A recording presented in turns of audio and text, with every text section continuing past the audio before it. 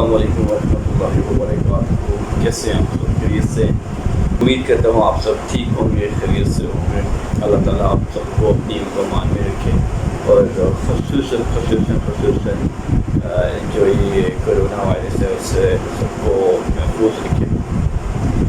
पिछले ब्लॉग में मैंने आपको बताया था कि मैं अपना पर्सनल एक्सपीरियंस शेयर करूँगा, क्योंकि मुझे लास्ट मंथ में कोरोना वायरस हुआ था, कोविड-19 का अटैक हुआ था मुझ पर।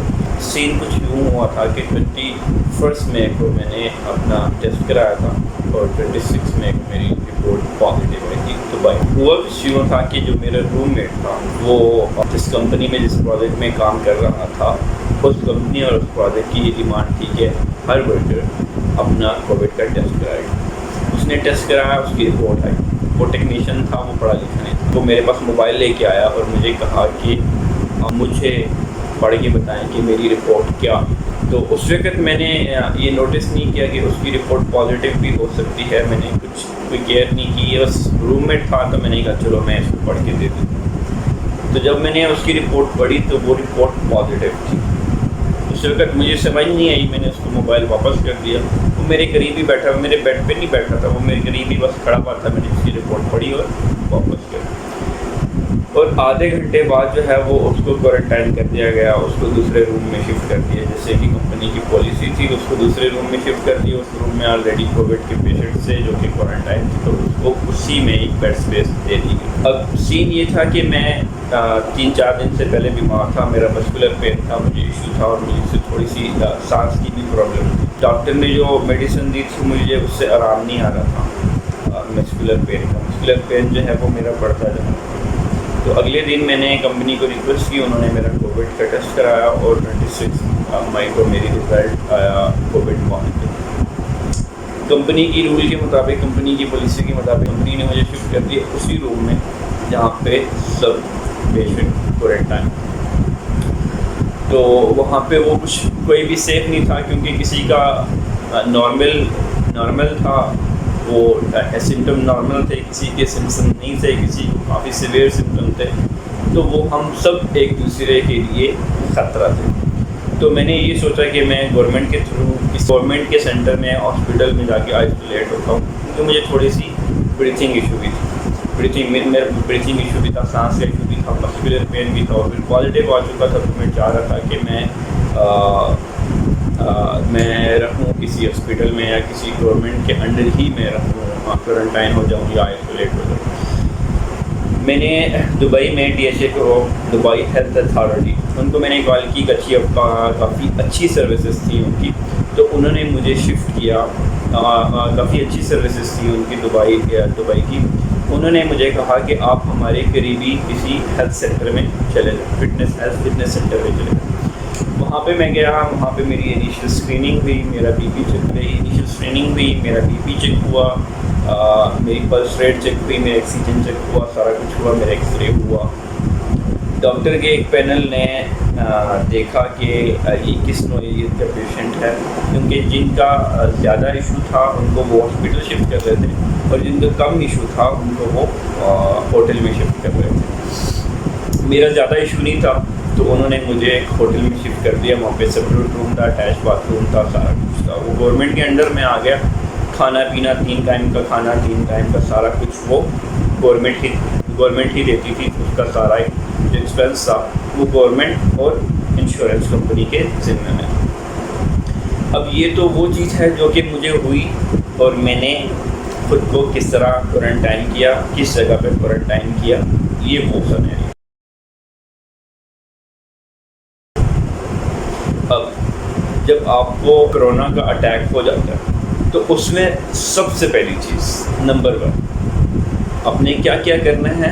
उसमें सबसे पहली चीज़, डोंट गेट पैनिक। आपने टेंशन बिल्कुल नहीं लेनी, क्योंकि इसमें जो सबसे डेंजरस चीज़ है, इवन इस कोरोना वायरस से भी डेंजरस चीज़ टेंशन।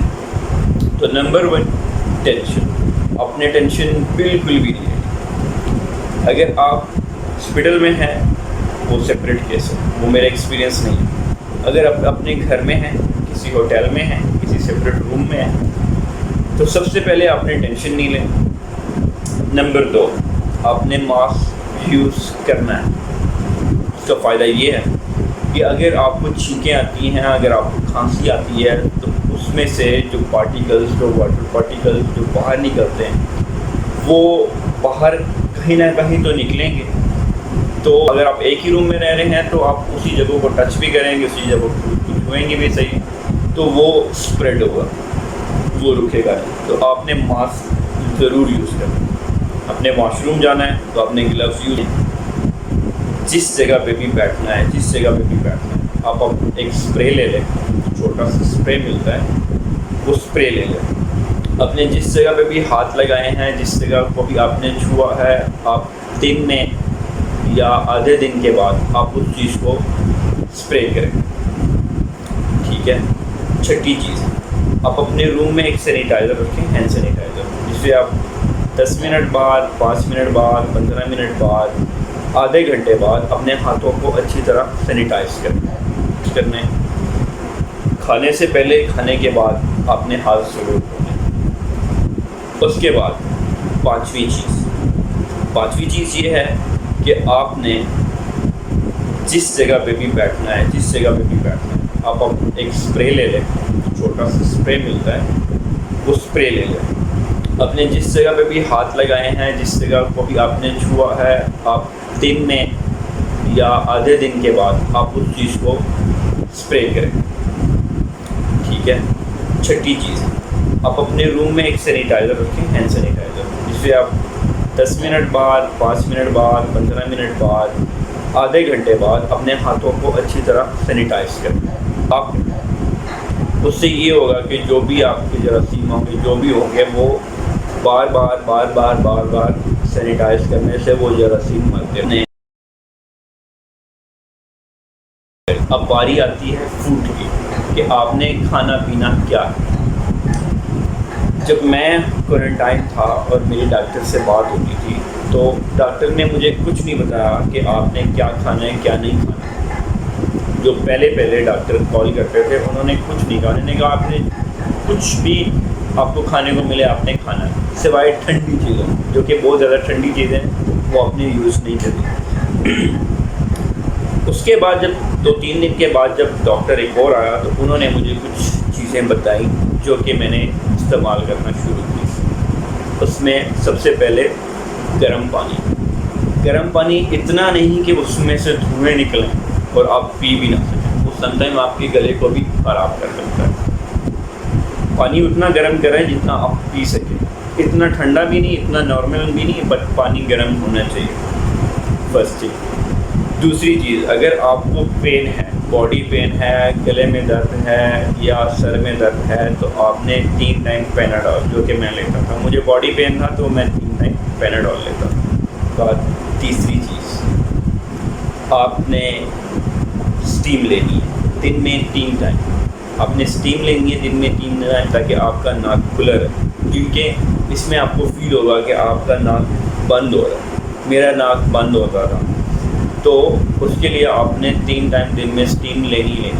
स्टीम लें, उसमें पानी में नमक डालें और वो आप स्टीम लें। कंबल ओढ़ लें, एसी बंद कर दें अगर रूम में एसी है, कंबल ओढ़ लें पूरा सर पे, और कम से कम 20 से 25 मिनट स्टीम लें। अगर आपको सांस की तकलीफ़ होती है, या आपको बहुत ज़्यादा पसीना आता है, या आपका दम घुटता है, पंखा वैसे भी बंद होता है, आप पंखा बंद रखें और आप स्टीम लें।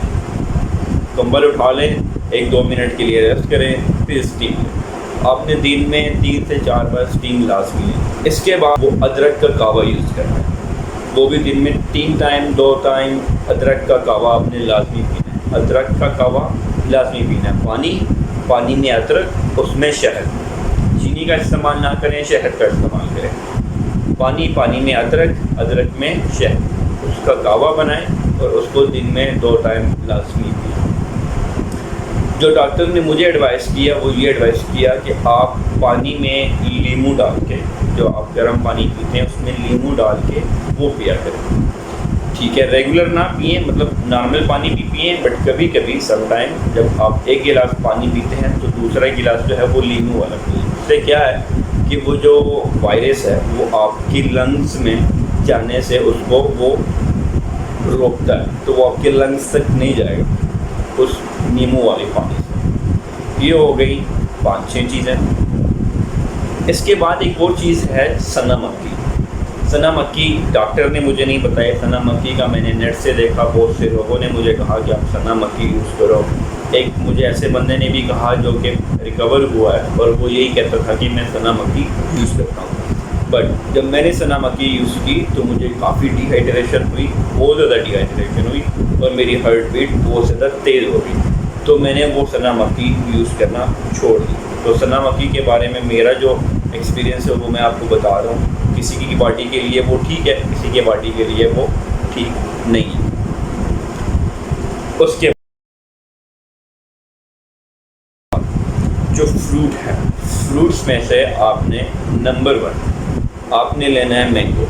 आपने मैंगो जितना आप मैंगो खा सकें आप मैंगो खाएं, इससे विटामिन डी में इजाफा होता है। स्वीट पोटैटोस, आपने मीठे आलू खाने। उसके बाद आपने पाइनएप्पल खाना है, पाइनएप्पल। उसके बाद विटामिन सी की गोलियाँ मिलती हैं, विटामिन सी के साशे मिलते हैं, विटामिन सी के साशे 100 mg वाले, वो आपने लाजमी अपनी डाइट में रखने हैं। दिन में 1 बार, अगर 2 बार भी लेना चाहें आप ले सकते हैं, तो दिन में 1 बार लाजमी, अगर आप कोविड के पेशेंट हैं। उसके बाद इन सब चीज़ों के बाद आपने अपनी खुराक को कम नहीं करना। आपने जितना खा सकते हैं खाएं, क्योंकि आपका इम्यून सिस्टम कमज़ोर नहीं होना चाहिए। जितना ज़्यादा इम्यून सिस्टम कमज़ोर होगा वो वायरस उतना ही ज़्यादा आपको तकलीफ़ दे बनेगा, उतना ही आपको तकलीफ़ देगा। आपको बॉडी है, आपको बॉडी में पेन है, आप पैनाडोल लें, पैनाडोल फास्ट लें, दिन में 3 बार वो पैनाडोल लें। पैराडोल के अलावा उसकी कोई भी, क्योंकि वैक्सीन नहीं है, कोई भी ट्रीटमेंट नहीं है, कोई भी सर्जरी नहीं है, कोई भी ऑपरेशन नहीं है इसका, ये न दिखता है ना पता चलता है। आपको नज़ला है, आप नहीं पता कर सकते कि आपको वायरस है या नहीं जब तक आप टेस्ट नहीं कराते। तो टेस्ट कराने से पहले ही अगर ये सिम्टम आप में है, आपका सर दर्द है, आपकी आंखों में दर्द है, आपके नाक में वाटरी सा है, मतलब आपके नाक में नज़ला है, ज़ुकाम है, आपको खांसी, आपको गले में पेन है, आपको सांस की तकलीफ है, आपको जिस्म में दर्द है, उंगलियों में दर्द है, घुटनों में दर्द है, पाँव की उंगलियों में दर्द है, बाजुओं में, शोल्डर में, नेक में, इन चीज़ों में दर्द है, तो आप ये चीज़ें अभी से शुरू कर दें जो मैंने आपको बताई। ठीक है, तो ये चीज़ें मैंने 12 से 13 दिन मैंने की। बट इसके साथ साथ जो मेरा मसला बना वो ये था कि मैंने टेंशन इतनी ली, क्योंकि मैं परदेश में था और 12 दिन अकेला था, एक सेपरेट रूम में था, न कोई अपना था, परदेश अलहदा से था, कोई करीब आ नहीं सकता था। एक रूम में आपको कैद कर दिया गया, आपको बस खाना मिलता था और वो आपने खाना। तो उसमें मैंने टेंशन इतनी टेंशन ली कि वो मेरी दूसरी चीज़ों को अफेक्ट करता गया। मेरी हार्ट बीट तेज़ हो गई, मेरी मतलब स्टोमिक में पल्सेशन स्टार्ट हो गई, मेरा बॉडी पेन बहुत ज़्यादा हो गया, मुझे गले में दर्द हो गया। इवन जब 12 दिन के बाद मेरी रिपोर्ट नेगेटिव आई तो मुझे वीकनेस इतनी होगी, रात को नींद नहीं आती थी। ये सब का सब टेंशन की वजह से होता था। तो टेंशन बिल्कुल नहीं लेनी, बिल्कुल भी टेंशन नहीं लेनी। और जिनका सीवियर इश्यूज़ हैं वो डॉक्टर से रजू करें, क्योंकि मैं डॉक्टर तो हूँ नहीं। तो ये